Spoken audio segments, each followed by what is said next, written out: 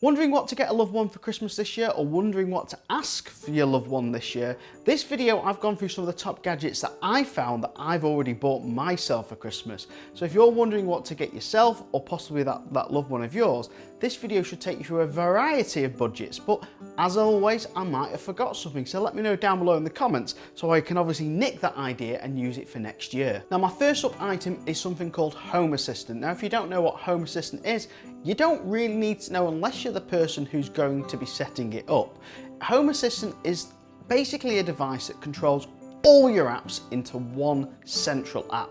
So your smart bulbs, your Octopus Energy tariff, your doorbells, your CCTV cameras, your automations. It's one basic central computer in your house. Now Home Assistant sell out the box systems like Home Assistant Green. You can just buy it, plug it in, and it already has Zigbee and Wi-Fi built into that, and then it will look for devices in your home and automatically start to build your own Home Assistant. But you can connect other stuff into there like your solar array, your battery inverters, and like I said, Octopus Energy. So you could actually make some of your dumb devices work with Octopus Energy Agile or Octopus Energy Intelligent, so you can actually make those devices turn off and on even if they've not got it built into their own apps.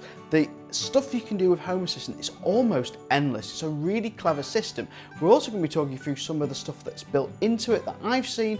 Now there's also some very cheap NFC tags you can buy with Home Assistant. Now I have one on my washing machine that when I scan it, it sends a message to our shopping list to basically say empty the washing machine, and when we walk through our front door there's a little panel in there, which we'll get to in a minute, that will tell you that the washing machine needs emptying. Now next up we've got the NS Panel Pro. Now the NS Panel Pro is a light switch sized tablet screen that goes in to replace your current light switch. I've actually replaced 3 of my light switches with these. Now there's 2 options with this. If you've got Sonoff lights or Zigbee lights, you can use this to control those Sonoff lights or Zigbee lights, and there's a Zigbee hub built into this light switch. Now I don't use the Zigbee switch in this, I don't use anything else in the Sonoff switch. I've actually hacked this to run Home Assistant.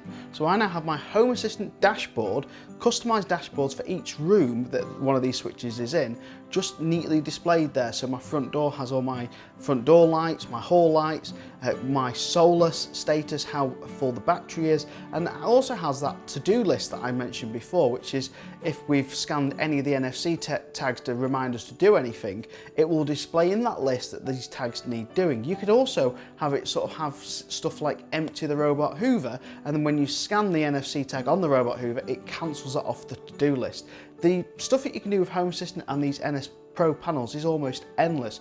Now, if I was going to replace my light switches with these, what I'd do is I'd also buy some Wago clips, relatively cheap, and all you can do is you can keep the light switch permanently on by feeding the light switch on a permanently on in the Wago switch, and then tagging off the Wago switch for power into one of these switches. Links for all those things are down below in the description, just to make sure you get the right one. And I've also put a link to some Zigbee bulbs if you haven't already got some Zigbee bulbs, but if you haven't got a Zigbee hub, then maybe get some Wi-Fi versions of these instead. Now sticking in the home for the next thing, which is To-Do. Now To-Do I've been to-doing for quite some time. I've got a whole system and there is various routes you can go down To-Do. So the first route is having it replace your current thermostat system. So getting rid of your thermostat, using To-Do as the thermostat, and that will turn off and on the boiler depending on heat controls and when it needs to demand heat. Now To-Do works in this way by acting as the master boiler control. So you replace your existing thermostat for this. Now it's intelligent and it does lots of other things built in, which is smarter than most people's current thermostat. So if you go out, it knows you've gone out based on your geotag of your phone and will turn off the heating when you go out. So that can save an absolute fortune for wasted bills, but it's also got intelligent technology to know how long your house takes to warm up, and then will adjust to that. It also knows how cold it is outside based on the local weather forecast, so it can kind of compensate a little bit for weather, warmer days, colder days, and know that it needs to start up early or start up later to try and save you on using your gas in your home. Now, if you've already got a smart thermostat, or you've already got a To-Do thermostat, or you don't want to replace the current thermostat, then you can also get To-Do radiator valves. Now, To do radiator valves, go to replace your existing TRV valves. You take them off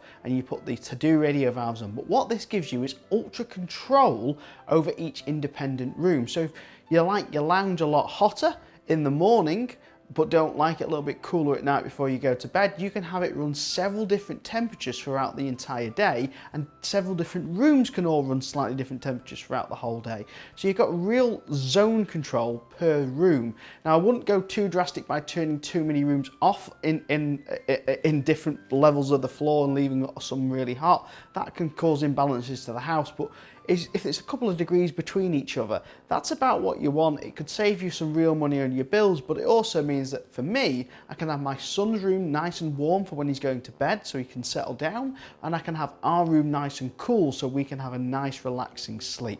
Now the next product is not a gimmick. I'm telling you now, it's not a gimmick. I've put off buying one of these things for years. I just thought it was a fad and people were going through fads, and I've finally decided to buy an air fryer. And the thing about air fryers is, you know someone's got one because they tell you they've got one and they go on about how amazing they are all the time, and that's why I didn't want to buy one. I just thought it was a big fad. They are right.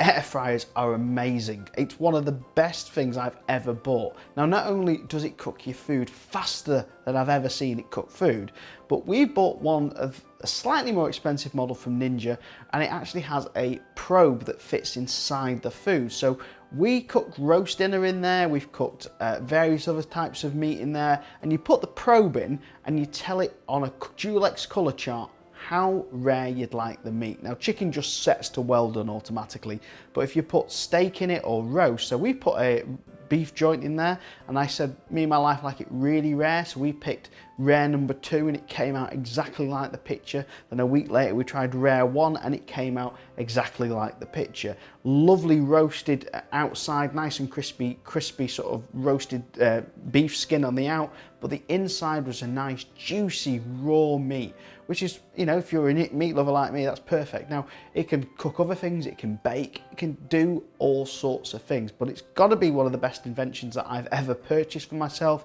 If you like cooking, or you like ease of cooking and like speed, it's really good, and it's one of the easiest things I've ever had to clean. It is just literally rinse and wipe. Now I'm a car channel, so let's get back to talking about something to do with cars. The next one is for people that get really annoyed that they have to plug their phone in every time they get to the car to use Android Auto or CarPlay. And if your car has a wireless charging pad, it doesn't work when it's plugged in, because it then goes on that charging port. And it's also, what's the point of having a wireless charging pad if you can't use wireless Android Auto and wireless CarPlay in your car? Well, there's a solution.